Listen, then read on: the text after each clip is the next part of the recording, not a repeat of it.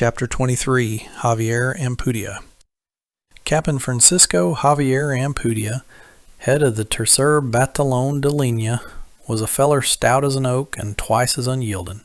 The kind of man you didn't cross less you fancied a boot in your britches. So when he strutted into Galeana looking to set things right after them Injun raiders tore through, he sent for Joaquín quicker'n a jackrabbit on a hot skillet. The town was still shaking like a leaf in a storm, and Ampudia's orders was plain as day. Bring order and don't dawdle. Joaquín now, he weren't one to shy from tooting his own horn. Over a jug of something strong, he spun a yarn about how a lone Injun bare as a peeled apple and without so much as a pocket knife come sidling up to parley for peace. The governor's word come down like gospel. Hand that scout 500 silver reales, shiny as a new moon, and pin a medal on him, etched with por la defensa del honor de la nación. Then tell him to saddle up for the next march and stick with the army till we say otherwise. Well, Joaquín's eyes lit up brighter than a firefly's tail at them 500 reals. 2 months' pay for a Mexican officer, mind you. He hightailed it to Las Estrellas Brillantes, that old tavern down the way, fixin' to square up his debts, which was pilin' higher'n a haystack in harvest. But when he rolled up, lordy, what a sight. The place was bustlin' with all manner of folks, rowdy, dusty, and half-soused, but what caught Joaquín's eye was 4 mules hitched out front. These weren't no swayback nags, they was prime sleek critters, fat as butter and shinin' like they'd been rubbed down with bacon grease. Them some high-dollar mules, Joaquín reckoned, sidling up to give 'em a look. He run his hand over one's flank, and well, I'll be dogged, there burnt in the fur was a mark D.R., plain as a preacher's sermon. Dragones de la República. Joaquín knowed that brand like his own name. Was old Lady Luck turning her back on him today? Hoping nobody'd spy him, he crept to the tavern window, quiet as a cat on a quilt, and peeked inside. The sun was blazing so fierce it made the innards of the place look dark as a coal mine.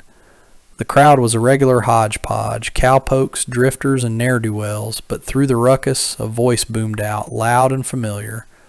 "Messeroo, fetch me some tortillas, a brace of roasted chickens, and a jug of that cactus wine.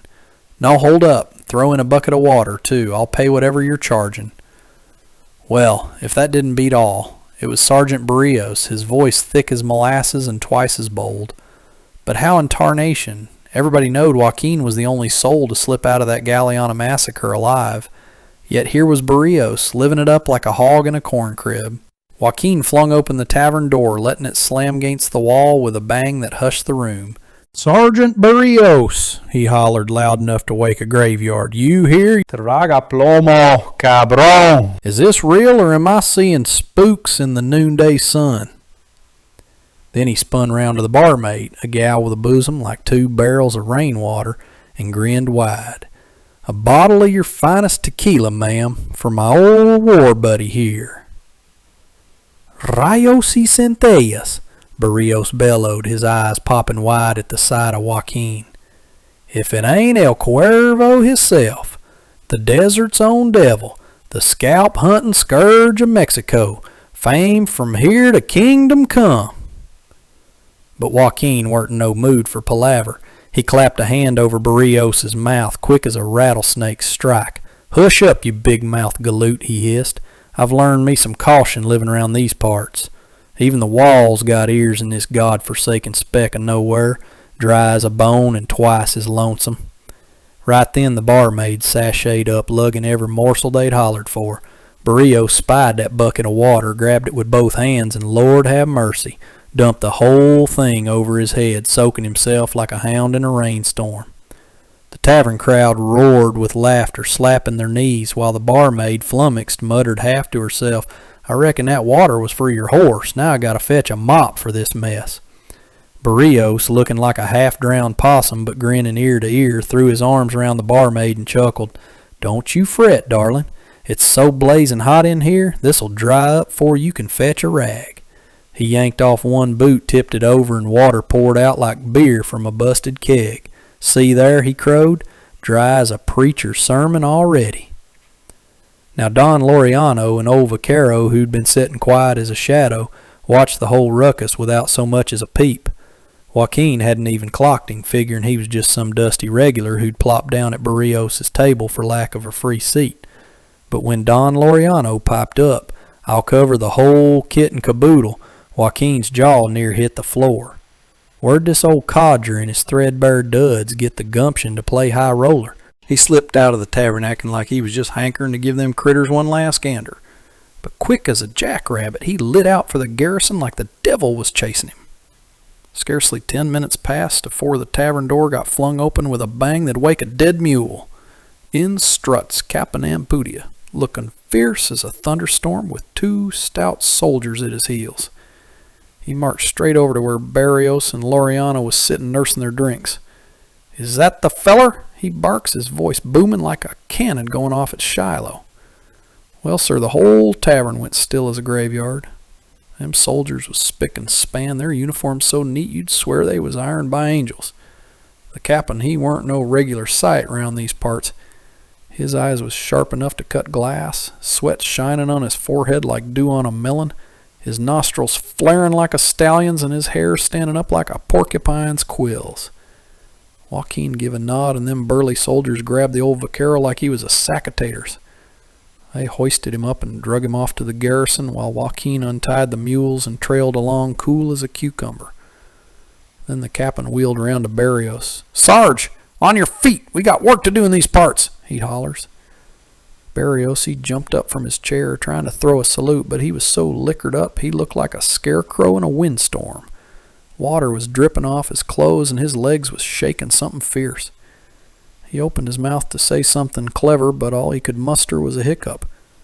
"Follow me!" the captain thundered, and out he marched, leaving the tavern in a huff. 2 days in a stockade done changed Berríos something awful. His belly was growling like a bear in a briar patch, and his mustache had plumb growed into his beard. When they let him out, they hauled him to the captain's office, where he spun a yarn about all his adventures from leaving Santa Fe to meeting up with Joaquín. He steered clear of mentioning Joaquín's getaway, figuring that was how he'd square his debt to the feller. Now Don Laureano, he didn't fare so lucky. Right after they nabbed him, they drug him to the barracks courtyard. There they trussed his feet with a rope thick as a snake and strung him up upside down like a hog at a butchering. The army cook fetched a mess of dried jalapeños and set 'em smoldering on some coals in a bowl. The smoke was so sharp it'd make a skunk cry. He shoved that bowl right under Laureano's head with a ladle, and the old man commenced a squalling and hollering like a banshee. Blood rushed to his head, his nostrils was dry as dust, and his tongue swelled up big as a biscuit. "Help!" he wailed, putting all he had into it. His temples was throbbing, his legs felt like they was stretching to Texas, and every joint in his body ached something fierce. That smoke had him choking and coughing till he passed clean out. When he come to, with that stinging smoke still in his nose, he seen the captain's shiny boots right in front of him. "Please, I'm begging you, I ain't done nothing," he stammered, his voice all broke up. The captain's voice rolled out like thunder. "You'll spill everything you know." "Yes, sir, senor," the vaquero coughed out. "Cut him down," the captain ordered, and he handed the old man a glass of milk. "Drink this. Water won't do you no good with that." The whole ordeal hadn't lasted but a few minutes, but to Laureano it felt like a coon's age. His eyes was watering like a busted pump, and his nose was red as a beet. He gulped that milk down, then up it come quick as it went. If there's a hell, he thought to himself, that's what it's got to be like. Then sitting on a stone bench under the moonlight, he commenced to telling all he knew. He emptied his pockets, setting his coins out beside him, explaining where each one come from. The captain gathered up all the old man's belongings. He stuffed the money in a leather pouch and tied it tight with a string. The rest of the trinkets he tossed in a wicker basket, then give it a nudge with his boot. "You sold out for these?" he said, his eyes blazing like a wildfire. "Please, senor, believe me," Laureano stuttered. "I ain't done no wrong. I always worked honest, never cheated a soul. My wife passed 2 years ago, my daughter married a merchant down in Veracruz. Since then, I've been alone. totin' my cross on my hacienda, cut off from the world. I didn't know nothing about no war with the Indians y'all keep jawin' about." Joaquín, who'd been listening to every word, hid behind a big ol' agave plant, jumped out into the moonlight like a catamount. "Where's this hacienda at?" he hollered. Come next morning, the cavalry, led by Captain Javier Ampudia, rode out of Galeana to the tune of guitars strummed by every musician in town.